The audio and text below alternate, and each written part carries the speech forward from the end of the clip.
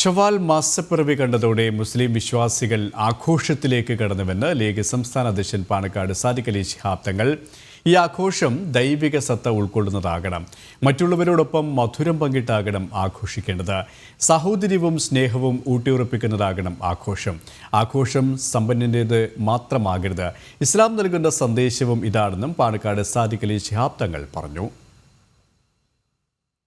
വേണ്ടുന്ന അനുഷ്ഠാനങ്ങൾ, വ്രതാനുഷ്ഠാനവും മറ്റ് അനുബന്ധമായിട്ടുള്ള ചടങ്ങുകളും അതെല്ലാം കഴിഞ്ഞ് ഹൃദയശുദ്ധിയോടെ ആണ് ഇപ്പോൾ പെരുന്നാളിലേക്ക് നമ്മൾ പ്രവേശിക്കുന്നത്.